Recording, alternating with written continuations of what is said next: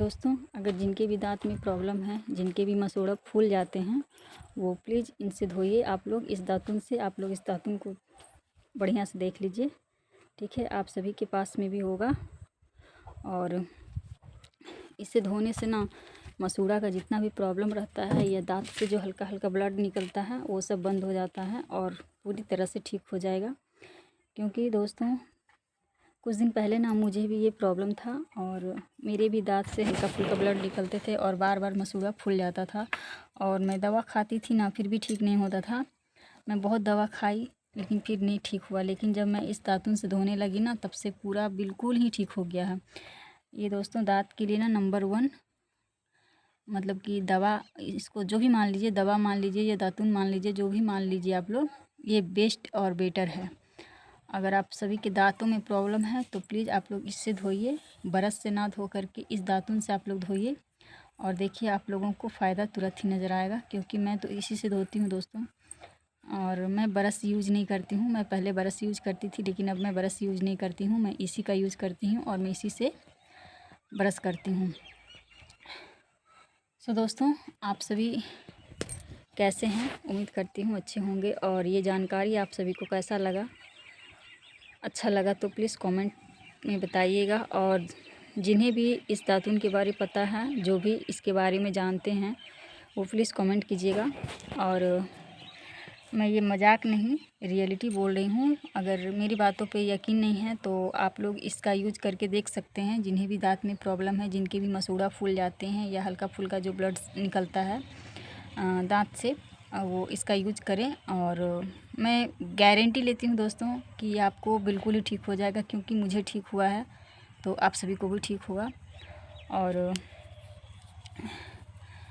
आप सभी का मकर संक्रांति कैसा बीता, कमेंट में ज़रूर बताइएगा दोस्तों। क्योंकि अच्छा ही बीता होगा और अच्छा बीतना भी चाहिए। क्योंकि हर पर्व हर इंसान के लिए खुशी लाता है और पर्व का मायने ही है खुशी का त्यौहार। यानी कि खुशी खुशी हंसते खेलते और किसी भी त्यौहार का आनंद लेना और हंसते खेलते किसी भी त्यौहार को पार करना, खुशियों के साथ पार करना। हमेशा परिवार मिलजुल करके रहें, इकट्ठे होकर के रहें, एक जगह रहें और एक दूसरे से मिलजुल कर रहें।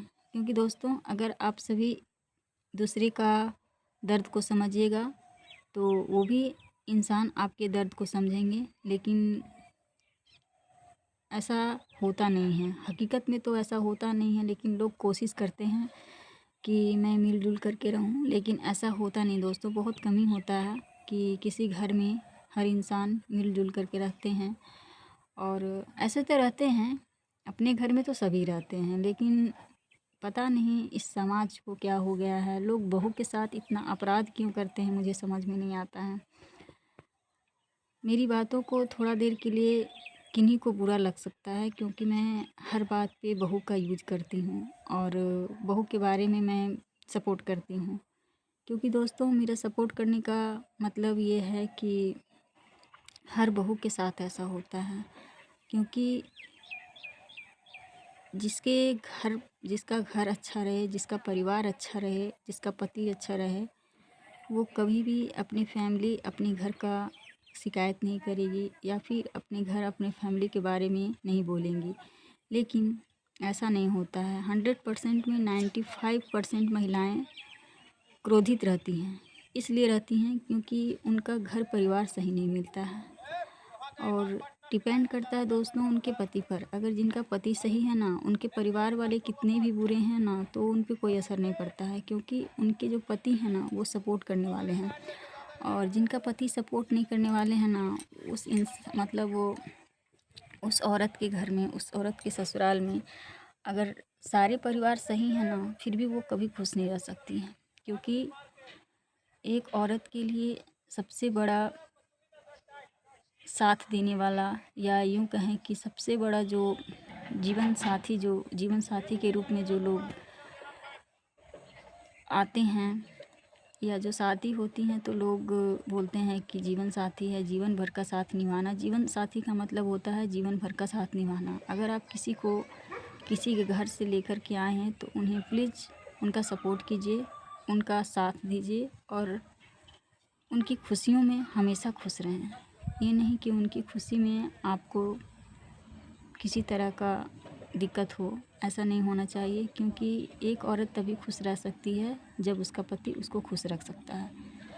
क्योंकि एक औरत को खुश रहने का मतलब है उसकी पति की खुशियाँ।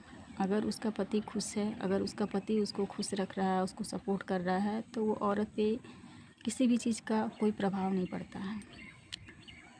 लेकिन ऐसा होता कहाँ है, ऐसा बहुत ही कम होता है दोस्तों। क्योंकि आज के ज़माने में क्या मतलब हमेशा से ऐसा होते आ रहा है कि लोग बहू का सपोर्ट बहुत ही कम करते हैं। और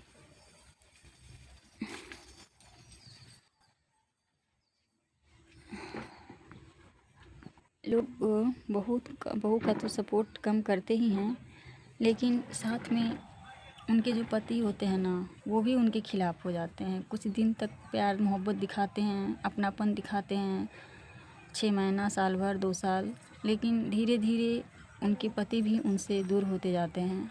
और इसी चीज़ का अफ़सोस एक औरत को होता है कि मैं जिसके भरोसे आई हूँ, अपना घर परिवार, माता पिता, भाई बहन, सारे रिश्तेदार को छोड़ कर के आई हूँ, वही जब मेरे साथ नहीं है, जब मेरे मुसीबत पे वो साथ नहीं दे रहे हैं, तो मैं किस पे उम्मीद करूँ? मैं किससे मतलब कि अपनी आशा लगाऊँ, या किस पे मैं आश्रित रहूँ? मतलब एक औरत के पास ना एक पति के सिवा दूसरा कोई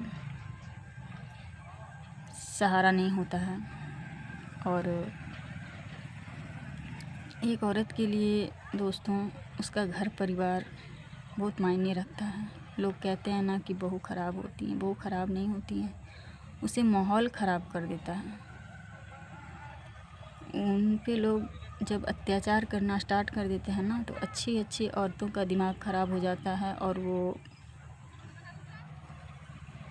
ना चाहते हुए भी उस शब्द को यूज़ करती है जो उसे यूज़ नहीं करना चाहिए, जो एक दूसरे के सामने शेयर नहीं करना चाहिए, या किसी बाहर वाले के सामने शेयर नहीं करना चाहिए। लेकिन वो महिला मजबूर हो जाती है दोस्तों, तभी मतलब अपने घर की बात या अपने ससुराल की बात किसी और के सामने रखती हैं, या किसी और से शेयर करती हैं। किसी को ये शौक़ नहीं होता है कि मैं अपने घर की बुराई करूं, मैं अपने ससुराल की बुराई करूं, या फिर मैं अपनी फैमिली वाली की बुराई करूं, या अपनी फैमिली वाली की बातें मैं किसी और के सामने बोलूं, किसी और को सुनाऊं। ये सब एक महिला को अच्छा नहीं लगता है। लेकिन वो मजबूर हो जाती हैं, वो इतना मजबूर हो जाती हैं कि अपने अंदर इतना दर्द सह के रहती है ना, इतना दर्द सह के रहती हैं कि उसका दिमाग नहीं काम करता है। इसलिए मजबूरन एक औरत अपनी स्थिति को या अपने साथ हुए जुल्म को बाहर लोगों के सामने शेयर करना स्टार्ट कर देती है। तो दोस्तों ये वीडियो बहुत बड़ा हो रहा है, इसलिए मैं आगे की बातें दूसरी वीडियो में मैं बताऊंगी। और प्लीज़ आप लोग मेरी वीडियो को पूरा देखिए और मुझे सपोर्ट कीजिए। और जिन्हें भी मेरी बातों का बुरा लगा है, मैं उनसे माफ़ी मांगती हूँ। लेकिन जिन्हें भी अच्छा लग रहा है, या मैं जो बोल रही हूँ या सही है, ये बातें अगर सही है, तो दोस्तों प्लीज़ एक लाइक ज़रूर कीजिएगा। और मैं आप सभी से यही उम्मीद करती हूँ कि दोस्तों आप लोग ना, ख़ास करके ससुराल वाले से, आप लोग एक औरत को जिन्हें भी अपने घर लेकर के आते हैं, उन्हें प्लीज़ सपोर्ट कीजिए। उन्हें ये मत एहसास होने दीजिए कि मैं दूसरे के घर में आई हूँ, या उन्हें अपनी माता पिता की कमी का एहसास ना होने दें। क्योंकि अगर ससुराल में कोई भी औरत खुश रहेगी ना, तो उसको अपनी मायके वाले का याद नहीं आता। याद तो आएगा ही, क्योंकि उनकी मम्मी पापा हैं, लेकिन एक जो कहते हैं ना कि रूह से अंदर की आत्मा जो है ना, इंसान का टूट जाता है। इसलिए किसी की आत्मा को नाराज़ ना होने दें, किसी की दिल को चोट ना पहुंचने दें, और किसी को नाराज़ ना होने दें। सो दोस्तों, जिस तरह आप सभी की बेटी हैं, उसी तरह आप अपनी बहू को भी बेटी समझकर अपने घर में स्वीकार करें और उन्हें प्यार दें, उन्हें सपोर्ट करें। सो बाय दोस्तों।